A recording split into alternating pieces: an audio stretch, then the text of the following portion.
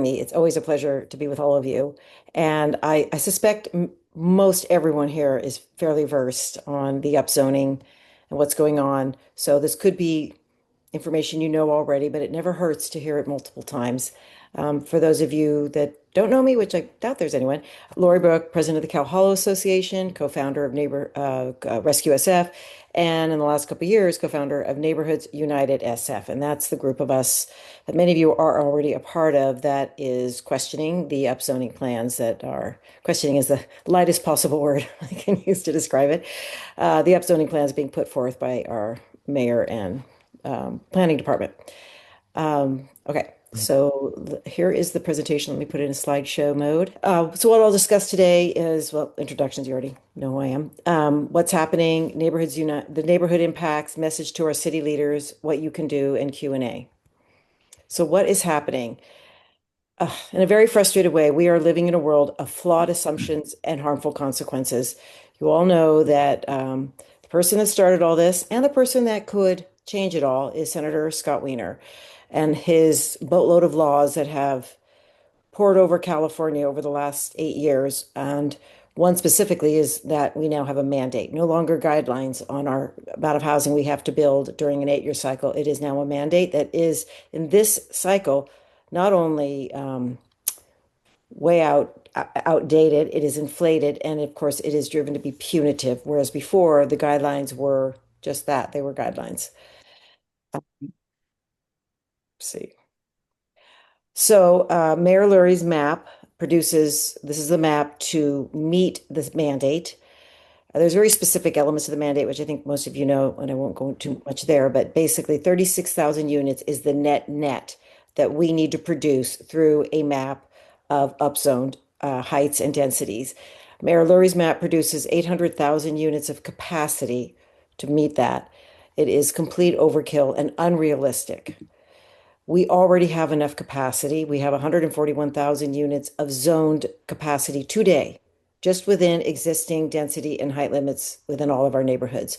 We also have 70,000 units approved and shovel ready in the pipeline, plus other legislation such as the 4 and 6 plexes, which actually are more of the type of housing that people would want.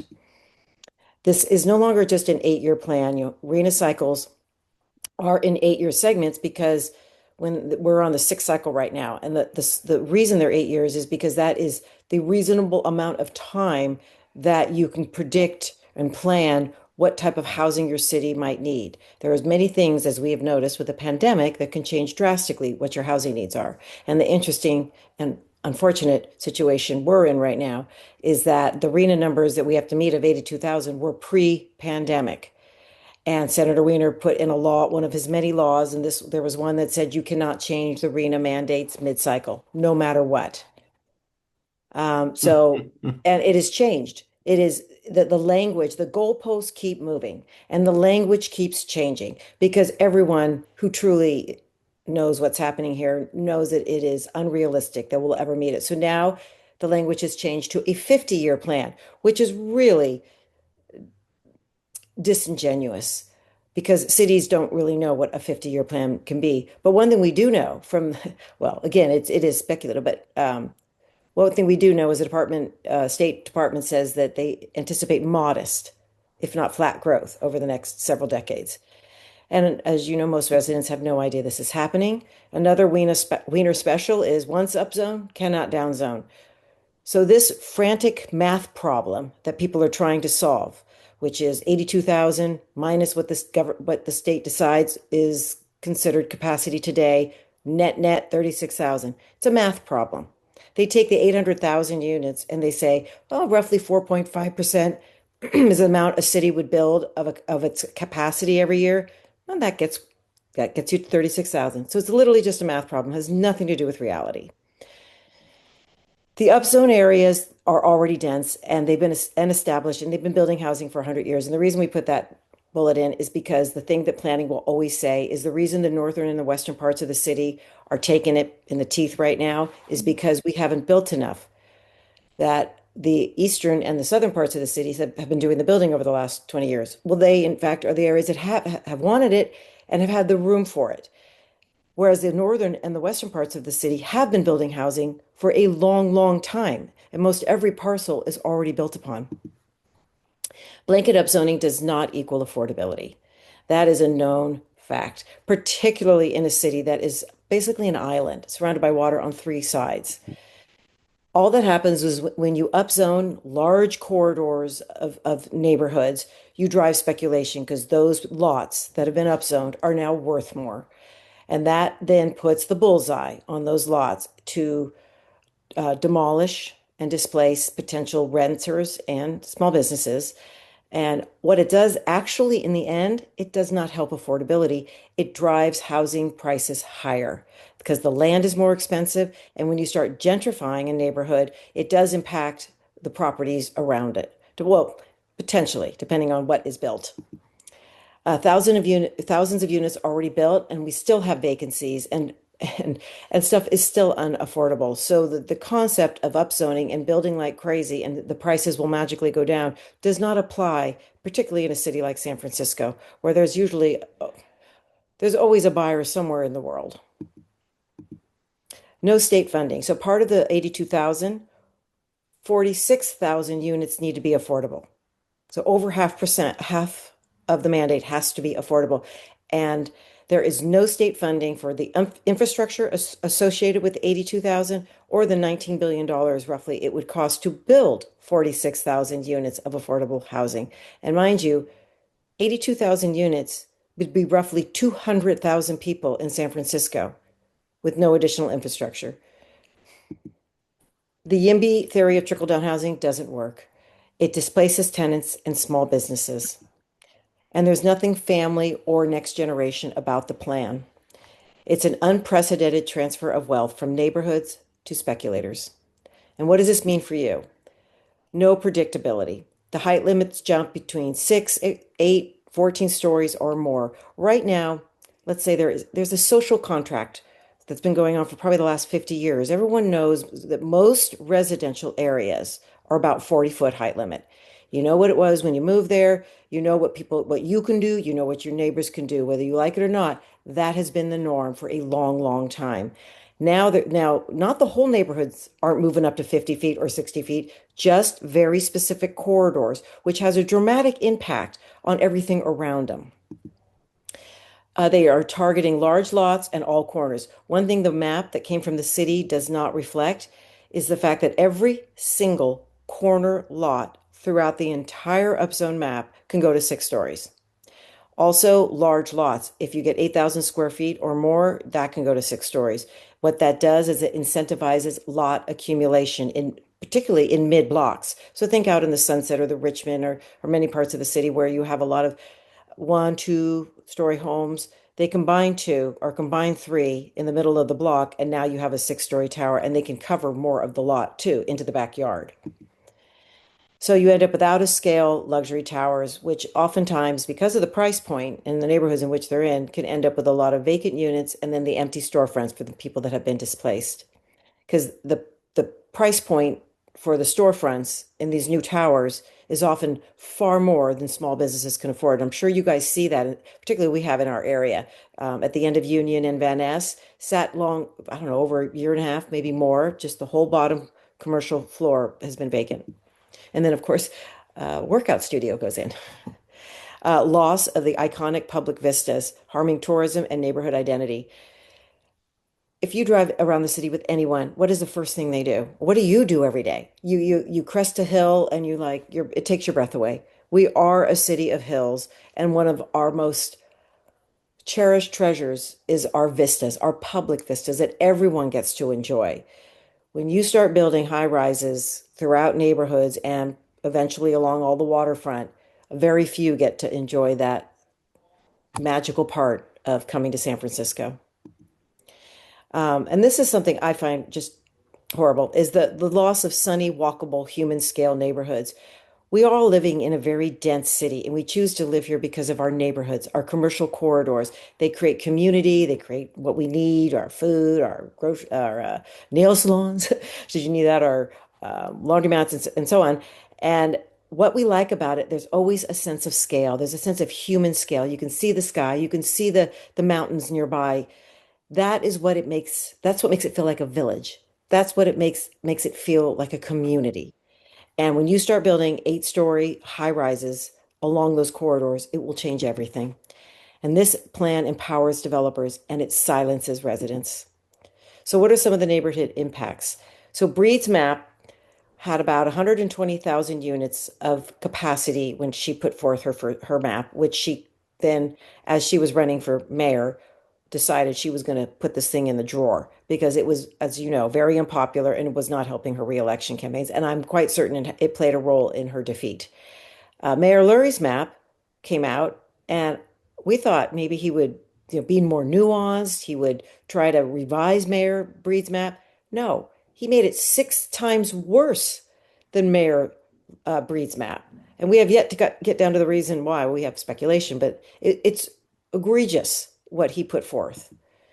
Um, so we're very happy, proud to finally be able to have a 3D map. And this did not come from San Francisco Planning Department. For 2 years, we've been asking for a map that can give the public a better understanding of the impact, not just on the heights, but this map also shows you shadows cast throughout the day. So if you go to nusf.net or neighborhoodsunitedsf.org, on our homepage, you can click on the map. This map now takes you to a 3D version. It was done by an individual who paid $5,000 and got a developer to do it in record time. So when the planning department told us for 2 years they didn't have the resources or the funds, really? Okay, I'm just going to fire off some pictures here just to give you a sense of the scale. Now, as you know, not all of this would ever happen overnight. But what I think is fair to understand is what is doable, what is possible. And this is done within the Google Maps environment. So the accuracy of the existing houses is spot on. It's what is there. So that's Broadway looking north. This is looking east along Lombard Street. But just take a moment and look at the gray homes. That's what exists today. And so now they're going to create a corridor, and the yellow means 6 stories, and the orange in the distance means 8 stories. And when you see the fuchsia, the pink, that's 14 stories. But think of the impact, and you can see the shadow studies. It's not as clear on this one, on these corridors.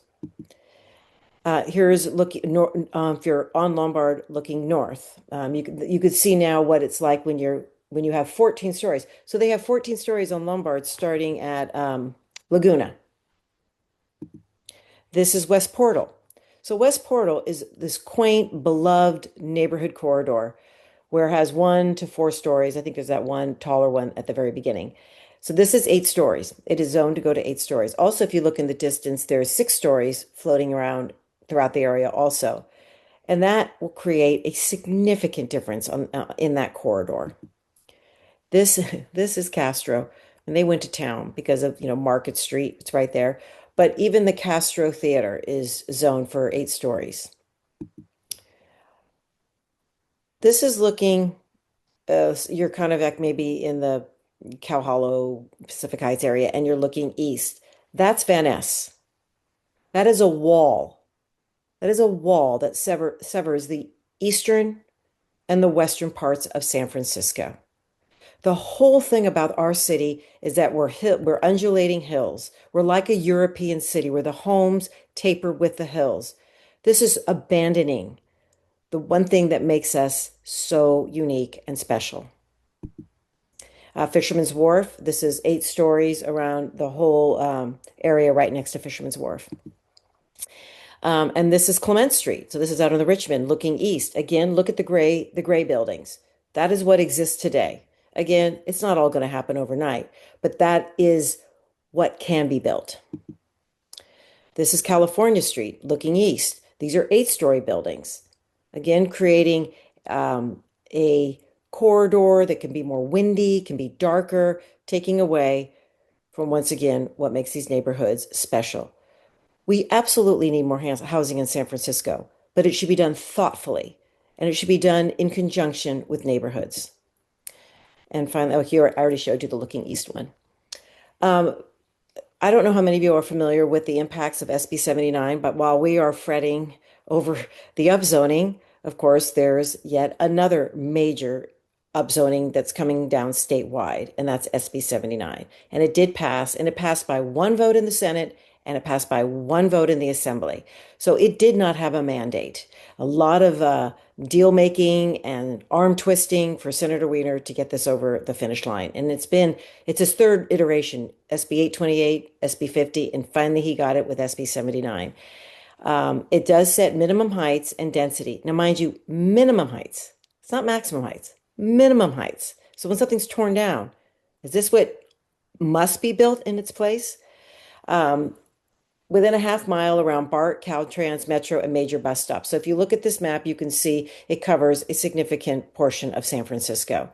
We have been asking the city for over a year to do an analysis of SB 79's impacts on San Francisco. And similar to being unable to deliver a 3D map, they were unable to deliver an analysis. They don't want us to see the impacts of these major upzoning projects, which is unbelievable that our own planning department finds us to be the problem and the enemy when we are really the ones they should be working with. We want the same thing. We want affordable housing in our city, and we should be doing it together.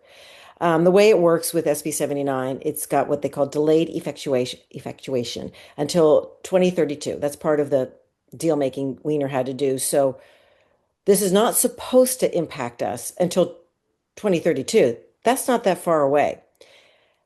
And they can't even tell you yet what will happen in 2032. Do we get double dipped, or is just the eastern side of the city now get upzoned like the western side will have been? I think the plan is if Mayor Lurie's upzone map is as egregious as SB 79, well, then they're happy. But if any way it's not, then they will increase those lots to match to whatever SB 79 would require. But tell you the truth, I sat through the planning on Monday. Nobody seems to really fully understand how this is all going to play out. I think you're all quite aware of what the impact on our commercial corridors will be and to our beloved small businesses and our legacy businesses that not only do we love going to them, it's what tourists come specifically to do. When they come to San Francisco, they come to go to Balboa Cafe, Buena Vista, all of these great restaurants and boutiques that they've heard about. And those are in the crosshairs of upzoning. And small businesses do not have the protections that tenants might have. And tenants are even vulnerable too, because they only have a lease. And once that building goes down and they have to move, supposedly even with the offer to come back, they'll never survive. And also, when you start rebuilding on these corridors, when you have construction, it ends up impacting everyone around them. So, what is the message to our city leaders? Delay. This deadline of January 31st to put forth a map is arbitrary. Another gift from Senator Wiener. That deadline has nothing to do with reality or need, and particularly since nobody seems to have a handle on the real impacts of all of this. And we need far more public awareness. And most importantly, D4 has zero representation right now. And I know from the years of dealing with the YIMBYs that the Sunset and the Richmond are the holy grail of the YIMBY movement. And funny thing, the district they target has nobody fighting for it right now. And that's a huge problem. Demand state recognition of the full pipeline and the 4 and 6-plex legislation. If we actually got to recognize 70,000 units and a good chunk of 4 and 6, we'd hit the 82,000 and we wouldn't be doing this. Remove the density decontrol and the 6-story corner lots and the 8,000 square foot lot bundling.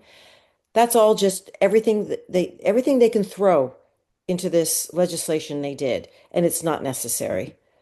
Require the state Housing Community and Development Department that enforces the mandate be present and available for questioning. And we've asked this, that was in our letter. The response from Bilal, as I mentioned earlier, was, well, you should have asked for this earlier. This is a little bit too late. And Myrna has no desire to have them show up at her hearings. She just tells the supervisors to go behind closed doors and talk with them there. That to me is the most undemocratic answer to what is going to be the most significant change to our land use ever. Advocate for targeted neighborhood-based planning instead of blanket upzoning. Protect our tenants, our small businesses, and our public vistas. Ensure that investment in public infrastructure and affordability. There is nothing that that guarantees affordability in this upzoning plan? Nothing. And yet that is what they claim it is all about. Also, it is an unfunded mandate. There is no money behind infrastructure. And when you ask them about that, they say, we'll do the infrastructure as we go along. And we know how that works out. Refocus development where it makes sense. There are areas in the eastern part of the city that are begging for development. They want that the housing and the businesses to come into their areas where they have more available land. City wants nothing to do with it. Well, more the state wants nothing to do with that. Speak out against the state's unattainable and punitive mandates. We need bold leadership. And we've been asking this through all the candidates that ran for mayor. What are you going to say to the state? Only one was ready to fight back. He did not win. We now have somebody who not only will not fight back, but has seemingly capitulated. And withhold support of Mayor Lurie's upzoning plan until it resolves the concerns of constituents. I think we have four bold leaders, at least I know two, coming out of our Board of Supervisors right now with Connie Chan and Cheyenne Chen. I think Walton and Fielder would probably fall in the same camp, that they will quite possibly vote no on this plan. We'll see. What's coming up? Land Use and Transportation Committees. There's another one on December 1st, but yeah, Monday's meeting pretty much showed what the writing on the wall. They're not interested in any more changes. Following that, at some point, the full Board of Supervisors will vote, and then the mayor will sign the legislation, a permanent overhaul of our zoning. So if you're not fully depressed at this point, let me give you some hope. NUSF does plan to file a lawsuit, and it's going to be based on the completely inadequate EIR that is part of the housing element that was approved in 2022 that had Breed's version of the map, had an EIR associated with it. But as you know, 800,000 units is not 140,000. So the EIR is woefully inadequate. They did 4 days before the Planning Commission voted on this on September 11th. 4 days before that, the Planning Department threw out a amendment to the EIR.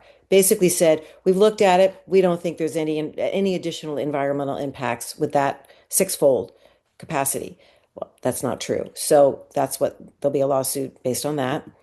There are several folks talking about ballot measures, local and statewide, and elections. Change who holds the seats, because at the end of the day, that's where the difference can be made. What you can do, email your supervisors and the mayor, although they've gone a bit tone deaf right now. Not all of them. Four supervisors seem to be listening. Participate in the city hall hearing, support the lawsuit and the ballot measures, and vote for neighborhood-centric candidates. Thank you. That's all I have. For that great presentation. Now she has to leave in a couple minutes, so we'll allow a couple of questions. But I promised her she could be out of, well, I said she'd be out at about 7. So she said 7:05 the latest. Well, I'll run off when I have to, but I'd love to answer questions. And can I do a shameful plug? Absolutely. Okay, I'm going to put my closing my video in. So there it is. I'm running for District 2 supervisor. So if you didn't know, I am. So LoriBrooke.com, because I can't sit back and watch this anymore from the outside. I need to get inside and be yelling for all of us. So thank you for your support. Yeah. And okay, Paul, let's see. Glenn Rogers, first question. And unmute yourself. I muted everybody during the presentation. Forgive me. Can you hear me now? Yes. So they're really thinking about tearing down the Castro Theater? Really? Well, you would think it would have just been, exempt, but it's all just a blanket upzoning. Huh. Oh, now maybe. And the thing is, we don't have protections. There is not clear protections yet in the upzoning map for historic properties. And I think Courtney's on this call. She can definitely speak to that a lot better than I can. I'd like to mail you a check for your running. How do I get it to you? I didn't pay him to say that, but because you asked, I will happily put it in the chat. I am going to put my website in the chat, LoriBrooke.com. Thank you so much. And now I didn't even run for student council. I knew nothing about running, but I'm learning very, very quickly. And money is very important right now in the beginning. It shows viability. It allows us to get some staff going. So it is really, really important between now and the end of the year. Thank you. Thank you. Thank you. Paul Michael, you're next. Thank you. I live in District 8, Coal Valley, and I had a question about historic A properties, if anything's going to get resolved. But a more important question, because it affects us all. I was at the meeting yesterday also. They mentioned $110 million lost in state funding for affordable housing if we don't comply. To me, that's kind of like on a $14.1 million San Francisco city budget. That is a tiny amount. And can't we just tell Scott Wiener and the state to go fish? Because because if you there are 250,000 parcels in San Francisco, or actually more, and if you divide that into 200 into the 10 $110 million per year, it adds $400 in parcel taxes, about $400 per year per parcel. To me, as a property owner, that's nothing to keep my neighborhood intact. And I would think that would be the way it is for most people that, and we'll still, $110 million is not going to build a lot of affordable housing. So Yeah. can't we just say goodbye to them? Different leadership might, but not currently. But it's a I don't know why that argument isn't being made and why Lurie isn't just saying, we don't need the 110 million. Not if it's going to affect our city like this. It's both affordable housing funds and transit funds, which is very cynical if you think about it. The two things that this is supposed to be, quote, transit-oriented development. It's supposed to be around transit corridors. And yet that's the thing they take away should you not meet this completely unattainable number. I mean, and then the other is supposed to be affordable and they take away the money for affordability. So it's a very cynical way to handle cities and to tell them what to do when actually a city doesn't build, developers build. And yet we get punished for something that is outside our city's control. And we'll have one more question for Lori from Jean Barish. Thank you. Thanks, Lori. Good seeing you again. And my question is not meant to diminish your campaign. So please separate it from your campaign from what I'm about to ask you. You said one of the things that people could do is vote for potential new city leaders that would, not support this kind of activity. But I thought that once this is decided by the current Board of Supervisors, it's cast in stone. Is there anything a new crew of supervisors could do to undo any of these things that might get passed as by January? There's always something people can do. First off, you need somebody sitting at that table that speaks out because I can't tell you how frustrated I am when I watch these hearings and I'm wondering why somebody just doesn't call out the elephant in the room. Also, Senator Wiener never sleeps. There is going to be still a raft of bills that keep rolling down our way. Connie Chan, I believe, put forth a resolution to oppose SB 79. Seven of Right. the supervisors would not support that resolution. And now they're all acting like, how did this get here? So there will be, I think, a constant series of decisions and efforts that need to be made that you need supervisors in there that see it from the neighborhood's perspective. Here's another thing, ballot measures. If you can get four supervisors that can agree on a ballot measure on something that protects our neighborhoods, you need four supervisors to do As so. opposed to 50,000 signatures, right? Yeah. Right. So there's so much unknown. You just need to have the right people in the seat for the moment comes that you need your voices represented. Thank you. Thank Mhm. you so much, Lori. So I have a couple more minutes. I'm waiting for the troops to start heading out the door. It's my husband's birthday tonight, and we're all going out. Oh, But I really wanted to be here, so I'll stay until I hear them packing up. Well, there's no more questions for Lori, so Gordon, you're up next. Gordon. Judy Gorski has a question. Oh, okay. Sorry, Judy, I didn't see it. Go ahead, Judy. Okay. Lori, I wanted to know if you have heard about something that we recently heard about at a meeting, something that's called geographing. And it's supposedly a way that there's a special kind of spray that's sprayed over the sand that reinforces it to make it strong enough to be able to build skyscrapers on top of it. And the problem with this process is it seeps into the soil and into the groundwater and poisons the groundwater. Have you heard anything about that? No, and certainly not where I'd have any level of expertise on it. But I think somebody just commented. Lisa said, Lisa, do you know more about it? She said geogrouting. Yeah, just I did a quick sort of AI search. It got brought up in a meeting earlier, and I think it's something we're going to need to keep our eye on because the some neighbors in the Sunset Mid-Sunset Neighborhood Association had some experience with this recently, and there are some environmental concerns with this. And since we are largely on sand dunes in the west, there is a big concern that this could create some contamination to our overall groundwater. And now that there's not a required EIR for housing or CEQA, that becomes even more of a slippery slope. And so I do think this is an area that we're potentially going to need to, um, become a bit more noisy about and be watchful. Thanks, And Lisa. I don't see any other questions. So Gordon, please go ahead. And Gordon Moore is our former District 4 supervisor, as I'm Yeah. sure everyone knows. Thank you so much, Deborah. And thank you, Lori, just for your incredibly thorough and grounded overview to these really serious issues, and just for all of your leadership with NUSF and now your next campaign. And just also, I wanted to say it's great to see a lot of you again. I've been sort of not that visible in San Francisco and on the West Side in the last few years. I've been working for a labor union, and most of my work has been like in other parts of the state. So I'm doing political and legislative work, but I'm still here, in the Sunset District, and very much care very much about all these issues and what's happening right now.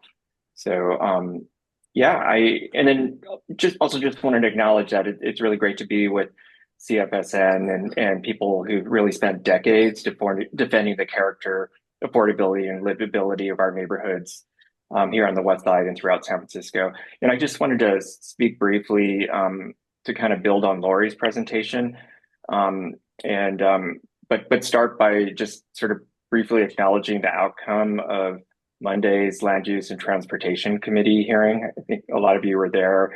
I wasn't there because of my work, but I was able to review the hearing on video just now. And so I think, as many of you know, the committee, chaired by Supervisor Melgar, took actions that significantly shaped the next steps of the family zoning plan. Supervisor Melgar, or Chair Melgar, moved to kill the duplicated file that many residents and neighborhood groups hope could be used to introduce more substantive changes. And then she also made it clear that she would only consider amendments that were pre-approved by California HCD. So really effectively limiting the board's ability to make meaningful modifications that protect affordability, scale, or neighborhood character. So these actions really, in effect, they narrowed the space, for community-driven changes, and it was already a pretty small space, given the makeup of this board of supervisors. And so I just wanted to speak a little bit to how this underscores why we need to think beyond the immediate vote on the family zoning plan and really continue building the political power that's necessary to shift the broader trajectory of planning and development in San Francisco. And that's already been touched on by a lot of you just in the discussion after Lori's presentation. But I'd really like to sort of focus on several key themes, related to this. So number one, why we need a citywide alliance across political ideology and sector to really confront these threats to affordability, livability, and sustainability of our neighborhoods in our city. And also why in the near term, we may lose this specific fight with the family zoning plan. Again, given the makeup of our board of supervisors, who's in the mayor's office, and all the just sort of the political momentum that's been generated by Scott Wiener and the YIMBY statewide. But what does this mean for our longer term strategy?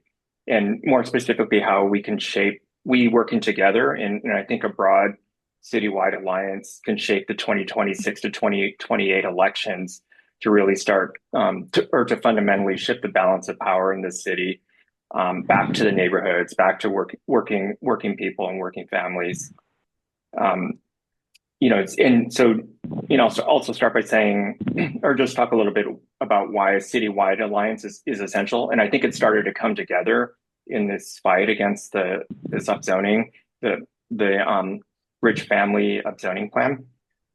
So neighborhood groups like yourselves and leaders have been on the front lines of these debates for years around land use and neighborhood character and proper community-driven planning processes. But I think what's different now is the magnitude of the mayor's plan and the political machinery that's behind it. So this is, as Lori and everybody's touched on, this is a citywide restructuring of land use, and it's really driven by a small number of very wealthy and powerful interests in their sort of astroturf political groups. But I really feel like they lack something essential, and so they don't have a broad, durable coalition of neighborhoods, labor, progressive organizations, environmental advocates, renters, and working families. That's us, and that's exactly what we need to sort of strengthen the alliance, to counter this real threat. And then for me, in my work with labor and progressive organizations, I've really seen firsthand how much alignment exists with the longstanding concerns of neighborhood groups represented by CFSN and NUSF. We share values like ensuring actual affordability and not speculative development in our neighborhoods in our city. We share values about protecting working families and long-term residents from displacement. We share values and ensuring infrastructure that can support growth, the emergency firefighting water system that a lot of us here have really raised the alarm about, but also just basic transit, streets, schools, in our water and sewage infrastructure, et cetera. We also are aligned on values opposing the influence of billionaire-funded political machines, which I think is really behind a lot of the whole YIMBY movement and now the abundance movement that we're seeing in San Francisco and nationally. And then I think we're all very much aligned on insisting on real planning and not top-down dictates from the planning department and the mayor's office, and especially more importantly from the state, our state government and YIMBY legislators. So I do feel like this alignment, again, of neighborhood groups that have been doing the work on these issues for decades with progressive organizations, tenant rights groups, the Working Families Party, which I'm a part of, and labor unions. This really gives us a powerful foundation to build a citywide alliance to start turning things around here in San Francisco. And we could hopefully be, one of the centers of turning things around in the state, because this is really there's a significant state context to all the policy mandates that we're dealing with. So again, I think it should be pretty clear to all of us we're going to lose this immediate vote. We'll see what we can do as far as the really sensible and clear amendments that NUSF and others have put out, but the writing's on the wall, right? So and so the current composition of the board and commissions, we just have to be honest about that. But if we do so, it's not because of our arguments or our arguments are weak. It's because the political terrain has just been tilted so much against us in this moment. So losing this round, and the vote on the family zoning plan at the board, that's going to be inevitable, does not mean losing the broader fight. So if this plan passes, its impacts will certainly be felt quickly and widely. We'll start to see more high-rise luxury projects labeled as family housing being proposed and move through the planning process and eventually built, at least in some areas. But these are not going to be housing that's really needed for working families and seniors in our communities. We're going to see more increased displacement pressure now citywide, not just on the east side of the city, but here on the west side for working class homeowners and seniors and families. We're going to certainly see more strain on the infrastructure that's already stretched so thin, especially on the west side. And then we're going to see just the new leverage for the same wealthy donors and special interests that are driving this agenda and other agendas, in our city. Um, so, so I think there's an opportunity for us again, just to sort of strengthen the alliance that's already started to come together through this fight against the family zoning plan, and to sort of gear up and look ahead for what I think is a 3-year window to build real political power and change from 2026 to 2028, because we're heading into, and as people have alluded to it already, into an extraordinary period of elections in our city. In 2026, Pelosi's obviously congressional seat is going to be open, and of course, Scott Wiener, jumps in there even before Pelosi even announced, that she was going to retire. That was so disrespectful and opportunist, right? But of course, he did that, and then, but that's going to be a race. Looks like Connie Chan is seriously thinking about jumping in. Somebody who could better represent neighborhoods and working people in the city. And of course, in 2026, the even numbered supervisor seats are up for election. We'll have an open races in District 4, 8, and 10. And then, of course, a contested race or a competitive race in District 2 with Lori now jumping in to challenge Stephen Sherrill. And then looking ahead to 2028, I think we do have to look ahead then too, because Wiener's state Senate seat will be open, and potentially Haney's assembly seat, depending on if he runs for the state Wiener seat, or he's even put out rumors that he might jump into the congressional race as well. The mayor's race, the mayor's going to be on the ballot again in 2028, and this upzoning plan has certainly tarnished his shining light so far and ended his honeymoon. And then the odd number supervisor seats are going to be up, including especially open races in District 1 and District 7. And then also in 2028, just to mention, it's a much smaller, insignificant, but still important, the Democratic Party County Central Committee election will be happening again too. I was one of the few non-YIMBY candidates that was able to win election back in 2024 when the Democratic Party was taken over by the YIMBY and the billionaire back machine. So we'll have a chance to sort of revisit that battle in 2028 as well. So anyway, I just, maybe to close, I just more speaking about the broader political context and the need for us to kind of look beyond what the inevitable Board of Supervisors vote that's going to happen, in the next month or so, at how we can build our alliance, continue building our alliance to turn things around on these important issues. And what's happening here affects so many other issues that we care about too in our city. So, and I'll leave it at that. Well, thank you, Gordon. We'll have Lisa speak, and then we'll do questions at the end. Do you want to go ahead and have Gordon or take questions now? I saw a couple hands go up. Your call. Let's wait till the end and do questions. Okay. Thanks so much, everybody, for having me here tonight. Really enjoyed the discussion so far. I'm still in the process of watching the tape from yesterday. I wasn't able to go to the land use meeting, but what I had heard was that that really supervisors Chan and Chen were really kind of thrown under the bus as and called out as in a way that Cheryl was the only supervisor who had worked collaboratively with the planning department, which I think we know is not true. I think these amendments have been in the works for a long time.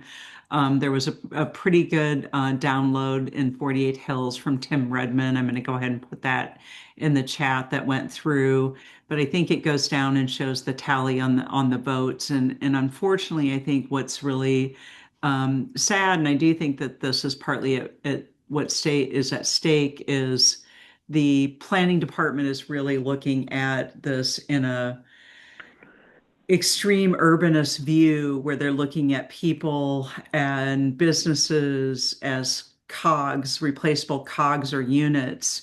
And what it came out was that, Rachel Tanner, when they were talking about removing or not being able to pull and protect demolishing homes or rent controlled homes. They're worried about parcels. And I think as a community, we're really worried about community. And so I think there's a really different sort of sense of how they're looking at it.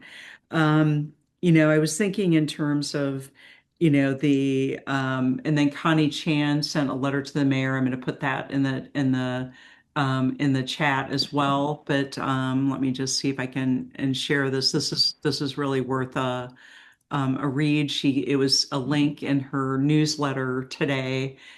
So she did send this um, to the mayor, and she, lays out that she feels they've been working in good faith to try to improve this, and that these amendments are non-negotiable. And so she's laid out the amendments which were tabled, which means that if they're not going back in the process, that these are set aside and it goes forward to the full board unless it comes back to land use, is my understanding. And so, here's where it's at. So I think in terms of why did we go through these amendments? I mean, I think it's part of the strategy to go through the process, to get on record that we've worked in good faith, that our supervisors have worked in good faith. And I think we've had, certainly Supervisor Chan has, a lot of people have put their eggs in her basket and asked her to carry some amendments forward. And so these are essentially, when these amendments aren't met, then it gives you a reason to say, raise your hand and say, no, we're not supporting this plan. So I think this is sort of part of what I see is somewhat of the strategy to, in good faith, put forward these amendments. If they're not considered, then it gives you grounds to then do a full-throated no on the plan. I think there's a short game and a long game here. And I think, like Gordon had talked a little bit about, the upcoming Board of Supervisors. I do think it's a low probability, but there's some, just considering the math. If Mayor Lurie does not get a District 4 supervisor appointed before the Board of Supervisors vote, we need 5 votes to tank this. He still needs 6, but we would need 5. So if the District 4 seat remains vacant, we actually only need to get one more person to flip. And so, it would be tough, but I think Mandelman is someone who has some buttons to push. I mean, he's not happy either that his amendments did not get considered. He actually is looking at his next role, which is State Assembly. I think State Assembly, is that right, Gordon? State Senate. State Senate. But State although Senate. if Haney, I think there's an agreement if Haney runs for the state senates, for Wiener State Senate seat, then Mandelman would run for State Assembly, Wiener seat. Assembly. Yeah. Okay. So I think trying to drive a wedge between Raphael, which I know will be difficult because he's also funded by the same folks, and so the money is a big challenge there. But he needs votes. Ultimately, he needs votes, and I think driving a wedge, as much as we can between him and Wiener, is a chance to get him to flip. Again, it's a hard road to get to 6 if we had to get to 6, but I think Cheryl would be the next likely target, with Lori Brooke in the race to challenge him. I think I agree with Gordon in terms of, the long game. I think there's citywide ballot measures, either a Board of Supervisors initiated or citizens initiated. I think those are also possibilities. So I think there are some options there that can be pursued. I know there are other groups like Our Neighborhood Voices who are looking to wind back some of the state legislations that have been put in place, primarily sponsored by Senator Wiener. So I think those are important things to note, that even if we do lose at the Board of Supervisors, I think the fight continues. It's just a bit of a longer game, and it's going to be trying to reverse some of these issues back at the state. I'm going to stop there. I see some hands up, and maybe folks have questions for Gordon as well. Hi, first I'd like to say, as much as I'd like it, Cheryl will not break. He can't afford to because of the pressures on him from other sources. So, that will give Lori an open road on this. And that's one issue. The second issue would be um, a buy right is not such a bad thing as it's made out to be. So they keep, or builders right, they keep using that as like, oh, we're running out of time. We've got to, otherwise the state takes over. It's not a big deal. Um, and the third thing would be Lurie has completely burned his capital. He had a 74%. I have no idea what it is now, but after what he did in District 4 with 4 dead hamsters in a refrigerator, um, he's not finished, but he is in a way. His honeymoon's gone. He's lost at least 20 points.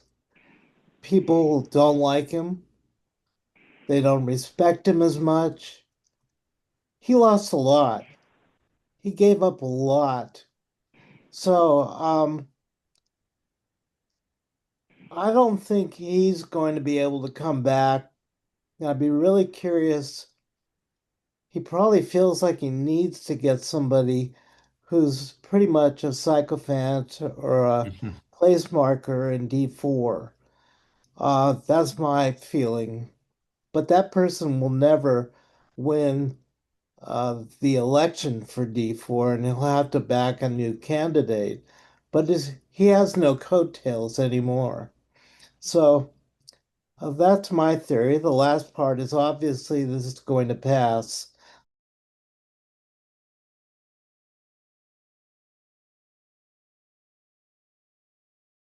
This idea of forming an alliance in San Francisco is a wonderful idea, and I think it sounds great. And I just hope it works. I just wondered if there was anything concrete that you're doing now or will be doing soon to get this ball rolling. Yeah. I'm just starting to get more back involved in San Francisco politics, with the Engardio recall and then now these issues. But I did want to say, in case you didn't know, that the San Francisco Labor Council took a pretty clear position opposing the family zoning plan. It was about 2 or 3 months ago, and for a lot of important reasons. So the Labor Council has been active in advocating against the family zoning plan unless it's amended. For the Labor Council, our top three priorities were protecting all rent controlled units from upzoning, and then 100% affordable housing on public land, a commitment to that, and stronger labor protections or labor standards for the trades workers that'll be building the housing. So we've been focused on that. So I think that's a good opportunity. I don't think so. I think, and then there's also the I guess Affordable SF Coalition. I know Lori and NUS have been part of that. That does include and Aaron Peskin, right, has been involved with Propel SF. So I think there's these different formations that have come together, but we haven't been organized enough to really take on the big political challenge right now. Everybody's focused on somewhat separate issues, I feel, are prioritizing. So, but I do think if we can kind of build on the relationships that have started with labor, with the neighborhood groups that have been doing this work, environmentalists, the tenant and anti-displacement groups, that this is a coalition that I think could really take on the YIMBY, the billionaire-backed sort of YIMBY machine that's dominated us for 5 years at least. In conjunction with that, Do you think, either of you, or maybe someone else has a thought, that maybe the tide is really beginning to turn in view of the election results in New York and Seattle for mayor, and that there really is a shift that's taking place, which makes us in San Francisco more hopeful? Yeah, I think we can be helpful. I mean, you know, I think the resistance against Trump and just sort of the extreme right-wing federal policies as well, I do feel like from my perspective as a progressive organizer, that's led to more unity of people somewhat across ideological lines. So yeah. So I think in New York City, Mamdani certainly had his base of democratic socialists, but it was much broader than that, and so yeah. And it was about affordability, right? And yeah, so I think there's potential here. I'm reminded of the movie Network where they all leaned their heads out the window at the end of the day and finally said, "I'm mad as hell and I'm not going to take it anymore." And maybe we're at a mad as hell moment right now. Yeah, I think that's right, Jean. I mean, I think one of the things we're fighting against is they're highly funded and they're very well organized. They're able to use that money and turn it into, paid lobbying jobs. And I think we're up against that. We do need to organize better. We're much more, I think, grassroots. And so that is going to rely a lot more on people, being motivated and putting in that time and effort. We definitely were able to do it with recall. We're trying to take that momentum forward. I think that's going to be a real inflection point that's really still got City Hall a bit shaken up. And I think it's, I'm sure right now Lori's wondering whether he should have endorsed Engardio because he's actually trying to find, someone who is somewhat Engardio-like that, Forget sorry, forget Engardio like. Sorry. Pardon? Forget Engardio like. No, Lori is looking for that. I know. I said forget that though. I'm not the one who's proposing it. I'm thinking he's I looking know for you're that. That not, was sweet my. pea. So, I do think it's going to take more organization from our perspective. We were able to do it before, but I do think it's pulling all these pieces together. Really working across the many neighborhood groups, and trying to build upon what each is doing and make it bigger. It's going to be challenging, I think, but not impossible. But I think we need engagement.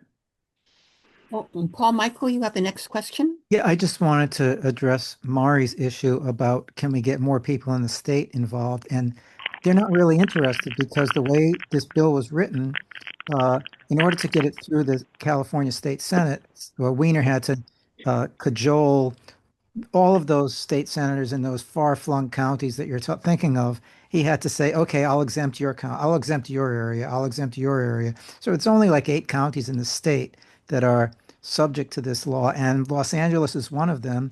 And their city council voted it down. The city council, I guess the zoning department in LA,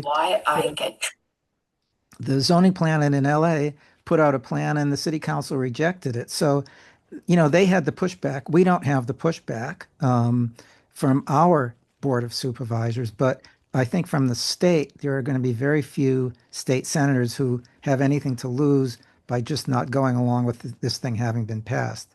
So.